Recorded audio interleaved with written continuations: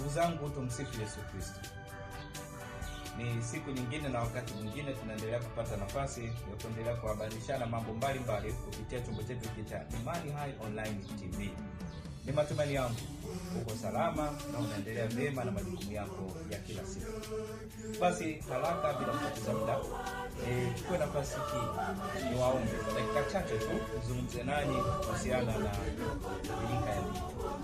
Tunafahamu sote kila ifikapo Dominika ya 4 ya Pasaka, kanisa hualika kusherehekea na kuadhimisha Dominika ya Mito ama Dominika ya Yesu Kristo mchungaji. Na mpaka sasa ni takriban miaka 63 tangu ilipoanzishwa siku hii na Baba Mtakatifu aliyotangulia Paulo wa 6. Katika Dominika hii tunaalikwa kusali na kuombea miito mitakatifu. Miito hiyo ni miito ya ndoa, upadre, utawa na maisha mengine ya pekee. Na kumekuwa na desturi nzuri, mababa wetu watakatifu wamekuwa wakitoa ujumbe maalum katika kuelekea kuadhimisha Dominika ya Mito. Na mwaka huu tumepewa ujumbe kutoka kwa baba yetu, Baba Mtakatifu Leo wa 14, ujumbe unaosema utambuzi wa ndani wa zawadi ya Mungu. Utambuzi wa ndani wa zawadi ya Mungu. Wito mtakatifu ni zawadi kutoka kwa Mungu. Sote tunakubaliana. Uwe ni wito wa ndoa, uwe ni wito wa upadre na utawa, uwe ni wito mwingine ule, ni zawadi kutoka kwa Mungu.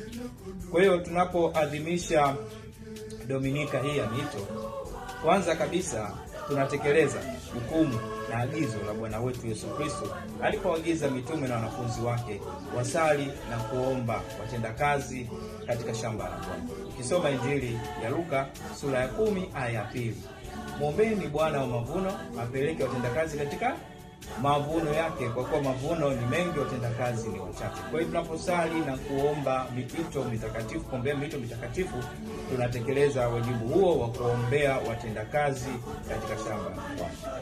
Na kimsingi tunapokuwa tunasali na kuombea miito, tunaombea pia familia zetu, kwa sababu yote yanaanzia katika familia zetu.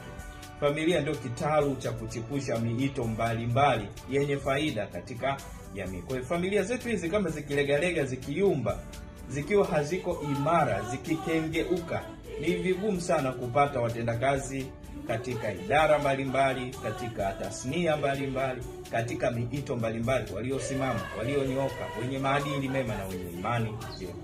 Kwa hiyo Baba Mtakatifu anatukumbusha katika kitabu chake hiki cha kuombea miito katika